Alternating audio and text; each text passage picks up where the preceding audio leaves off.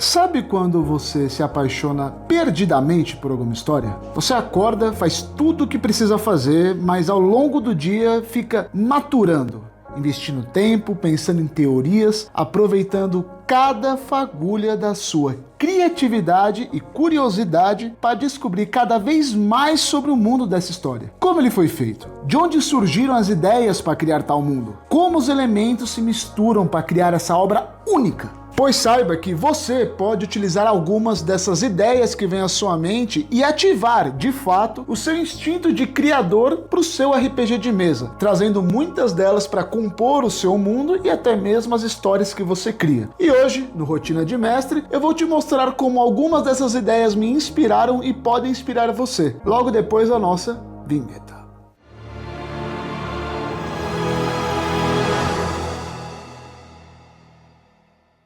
Saudações a todos! Eu sou Caio Bonfalari, sou ator, engenheiro e mestre de RPG e todos vocês que estão me assistindo sejam muito bem-vindos ao Rotina de Mestre. E hoje voltamos com mais um vídeo da nossa saga Mestrando com Maestria, onde eu trago algumas dicas, ideias, sugestões de como eu faço para mestrar sistemas, tornar as campanhas épicas e divertidas, seja você um mestre veterano ou um mestre novato, independentemente do sistema que você esteja jogando. O trabalho dos mestres, por muitas vezes, é bastante sofrido, e não vou negar, é mesmo, sabe? Mas é muito satisfatório você ser um dos pilares de criação para uma história que você vai contar junto dos seus jogadores, dos seus amigos, mas que você iniciou, você trouxe a proposta, você que falou, as coisas vão começar assim e o cenário é esse. E ponto final. Todo mundo possui um pouco dessa fagulha de criador, de artista, seja eu que sou ator e esboço ela de algum jeito, ou você fazendo, sei lá, TI na sua casa. Todo mundo consegue utilizar a criatividade no RPG se esforçar. Mas eu quero falar um pouco dessas ideias que mexem com a gente, que faz você ficar pensando, refletindo e falando, como que diabos essa pessoa pensou nisso e chegou aí? Eu sei lá, pô. Cada um é feito de suas próprias referências e, claro, a partir delas nós geramos histórias que nós gostamos e vamos pegando, né, o que outros jogadores vão trazendo e criando uma história única, cheio das referências de todo mundo. E isso vai depender de muita coisa. Pode ser uma obra que você viu e gostou, pode ser o seu momento de vida. Às vezes você vê uma obra que quando era criança enxergava de um jeito, mas quando ficou adulto enxergou de outro. E é claro, o momento de vida que você está passando. Dando um contexto bastante amplo, consumir arte te ajuda a ter um leque maior de referências e te dar mais ideias. Ideias essas que podem ser aproveitadas no RPG. E assim, a fonte delas, independentemente, você pode tirar inspiração de qualquer lugar. Os mais comuns são jogos, músicas, filmes, livros, séries, documentários, mas da onde vai surgir isso, assim, é impossível dizer. E o que eu vou fazer aqui é trazer algumas ideias que me inspiraram e que me inspiram até hoje e como eu as utilizei na minha mesa, e quem sabe isso pode desbloquear aí a sua criatividade caso você esteja passando por um bloqueio criativo ou esteja só buscando novas ideias. Sem mais delongas, vamos embora! Ah, vamos nessa! Quem já acompanha o canal há um tempo sabe que eu sou fanático, eu adoro e eu amo e inspiro muito as minhas campanhas, principalmente a parte política, nas Crônicas de Gelo e Fogo, que é uma série de livros, né, do George R.R. Martin, que inspirou a série Game of Thrones e também a que está saindo atualmente, House of the Dragon. Guerra dos Tronos. Na Record. Obviamente tem o fato de que o George R.R. Martin é o meu autor de fantasia favorito. O que eu mais gosto dos personagens, do mundo que ele cria, é que ele faz um mundo cinza. E o que eu quero dizer com cinza? Nada é preto no branco, não existe só o mal, não existe só o bem, mas sim nuances entre ambos os lados. Você nunca sabe se aquele personagem que ele foi bom a aventura inteira vai tomar alguma atitude maligna por, né, simples interesses próprios. E além de toda essa política que eu acho maravilhosa, também tem um fato que qualquer pessoa que escreve road building, eu tô falando certo? Tem gente que falou nos comentários que eu tô pronunciando errado. Gosta muito é o seguinte, ele tem regras muito bem estabelecidas. Um bom exemplo sobre isso, os dragões. Os dragões do universo de Game of Thrones, lá em Westeros, eles não são inteligentes como Smaug, por exemplo, em Senhor dos Anéis. Não quer dizer também que eles são incrivelmente burros, né? Eles são animais. Porém, muito mais do que isso, politicamente olhando, Eles são um poder militar absoluto, as pessoas temem os dragões. Não é à toa que a dinastia dos Targaryen ficou no poder por tanto tempo. Pensa o seguinte, você é o general e aí você fala, vou invadir ali o campo dos Targaryen. Aí você fala, merda, tem um dragão que pode vir voando, tem o general dos caras, quantos soldados eu tenho? Quanto tempo essa luta vai durar? Eu consigo enfrentar um dragão? Acho melhor eu ser vassalo deles, né? Pra que eu vou lutar? Esse tipo de pensamento que esse pessoal com certeza teria. Eu não sou bobo. É um aspecto político de grande poder que você pode colocar na sua mesa. Talvez em D&D os próprios dragões tenham esse poder militar, uma joia, um mineral muito forte e eles aterrorizam ainda mais as pessoas. É uma possibilidade. Ou talvez em Chamado de Cthulhu, o culto tenha conseguido um artefato que controla uma semidivindade antiga e tá fazendo isso para aprisionar e conseguir o acesso a outros deuses antigos. Dá para você brincar muito com isso. Outro detalhe muito legal de Game of Thrones é que ele possui um cenário de baixa fantasia. O que significa isso? Não vai ter, tipo, um mago aparecendo e soltando uma fireball e explodindo tudo do caminho. Não vai ter. A magia é sutil, ela é leve, as pessoas muitas vezes nunca viram magia na vida, mas ela tá no ar, ela tá no ambiente, ela modifica as coisas. Mas bem na maciota, bem tranquilinha. Pense um pouco nisso e como isso talvez impacte a sua mesa ou seu cenário de RPG. Eu garanto, vai valer muito a pena. Eu soltarei os meus dragão! Agora indo para um lado totalmente oposto, uma outra franquia que eu sou extremamente apaixonado e que dessa vez vai mais no caminho dos jogos, é a série, a franquia The Legend of Zelda. Agora é isso. É isso que eu queria ouvir. E por que eu gosto tanto de Zelda? E aí vai ser totalmente o oposto de Game of Thrones, o que não faz sentido nenhum, mas as pessoas não fazem sentido, né? É que ele é um mundo vasto, mágico, incrível e que, assim, é simples, ou na superfície é simples, né? É um mundo cheio de personalidade, uma história épica e que muitas vezes consegue te tocar de maneiras que outras histórias não conseguem, de uma forma muito calma, muito singela. E aqui a história é bem clichê, mas não é por causa disso que é ruim. A gente tem o mal ancestral, representado lá pelo Ganon, que às vezes aparece como Ganondorf. Tem a princesa que vai combater o mal, que é a princesa Zelda. E temos o cavaleiro escolhido pela princesa, que porta a espada que sela a escuridão, que é o Link. Cada um deles representando um aspecto da Triforce, a coragem, o poder e a sabedoria. E Zelda é um excelente exemplo de como cenários fantásticos e mágicos não precisam ter muitas complicações para serem bons, para serem funcionais. E isso é refletido desde a construção do mundo com o castelo de Hyrule e os vassalos e os povos de outras regiões. E isso no caso os Hylians, ali governando na maior parte das vezes, e os outros povos como os Zoras, os Gorons e até os Sheikans. E isso principalmente nos 2 últimos jogos da franquia, mostra como as pessoas reconhecem os feitos e reagem aos acontecimentos daquele mundo. Em Tears of the Kingdom, por exemplo, que foi o último jogo mainstream de Zelda lançado, o Link já salvou o reino de Hyrule no primeiro jogo, né, no Breath of the Wild. Então agora ele é visto como um herói, as pessoas o reverenciam, as pessoas querem ver ele, ficam ansiosas para vê-lo, ficam felizes, pedem ajuda dele. Isso pode se refletir nos aventureiros, nos seus personagens ali jogando a mesa.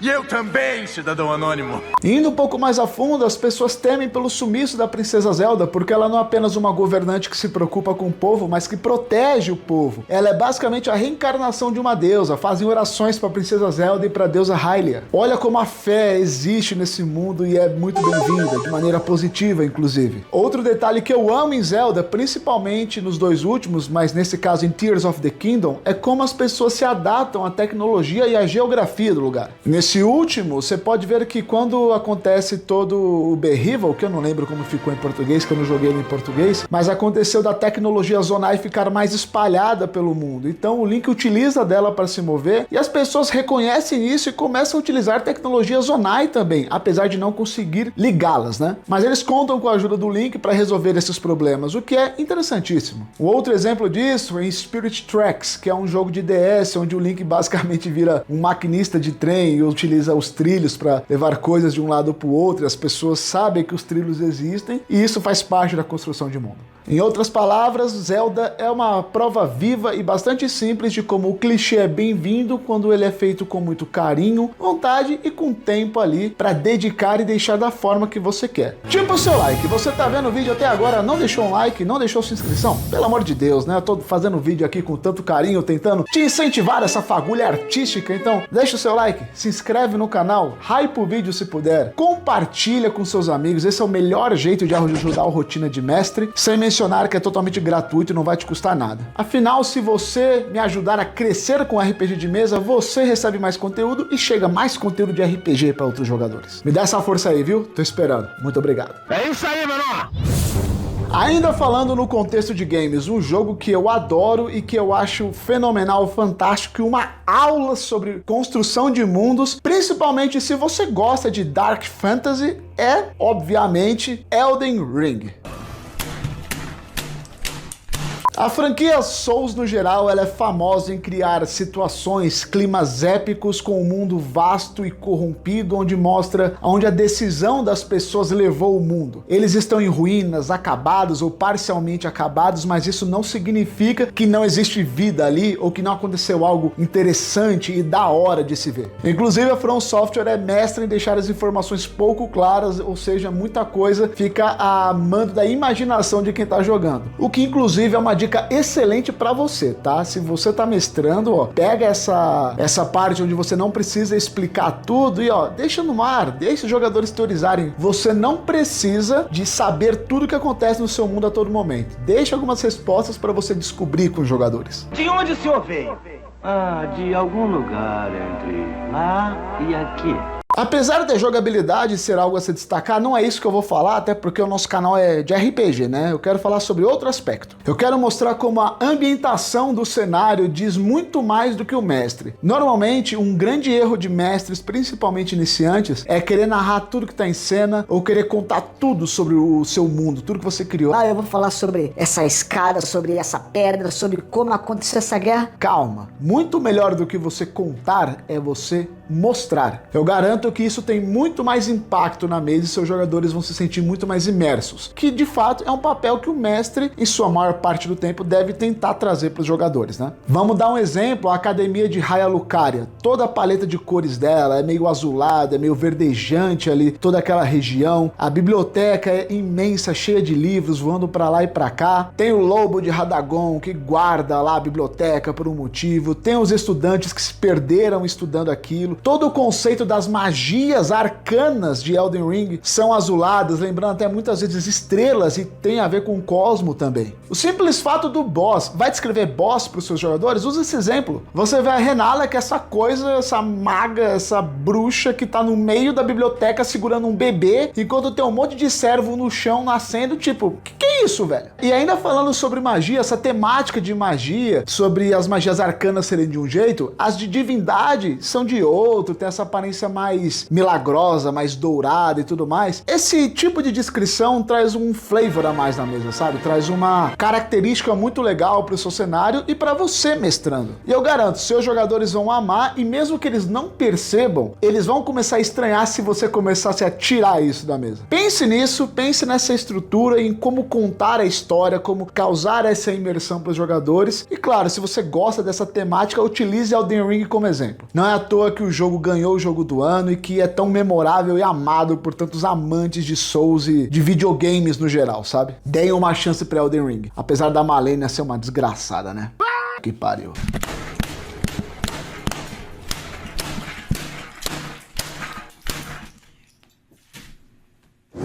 E para fechar esse nosso vídeo, a última referência que eu quero trazer aqui, que eu acho que vocês vão gostar, é o seguinte. Vê comigo, vê se você se identifica. Você tá lá jogando seu RPG, você fala, meu mundo é disso, aí vem o player e fala, eu gosto de samurai, vem o outro player e fala, eu gosto de mago, o outro gosta de velho oeste, e um terceiro gosta de fadinha. Você fala, meu Deus, como vou misturar tudo isso? E aí quando você começa a misturar, as coisas parecem que fazem sentido e dão uma aparência única para sua mesa. E pensando nisso, agora indo pro campo dos animes, o que melhor para se inspirar do que o One Piece?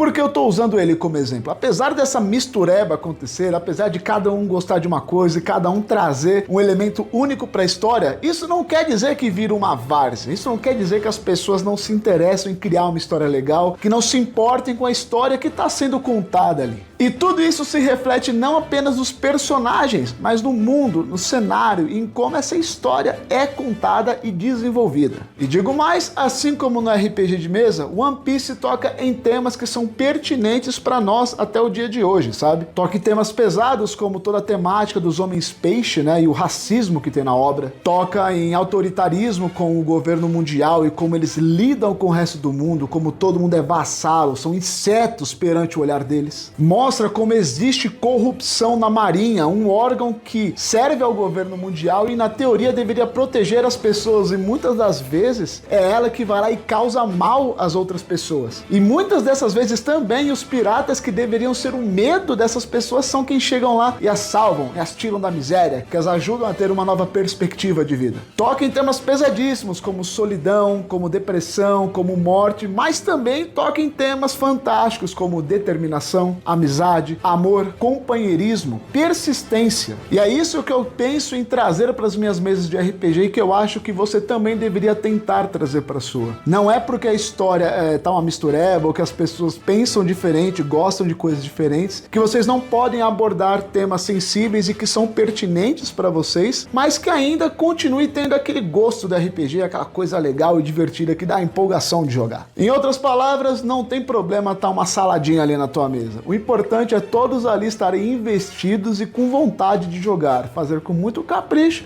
e, é claro, carinho. Vou dar um exemplo para vocês. Na minha mesa que eu tô mestrando agora, eu mostro uma campanha de D&D, a gente tá na sessão 40, estamos jogando há 2 anos. Somente na minha party, que eu tô mestrando, tem um lunático lá que fica olhando as estrelas, tem um samurai, um viking, uma pessoa quebrada psicologicamente que usa poder psíquico e adora roubar, e um caçador de dragões. Mas a gente fez dar certo, e tá super divertido e o pessoal gosta. É só ter carinho e vontade de construir a história juntos. Agora basta você analisar bem essas ideias, ou então resgatar outras que você tinha e abandonou e ajustar para que sirvam de base para sua nova campanha de RPG. E um dia, quem sabe, quando voltarem pra cá... Que se dane! Vambora!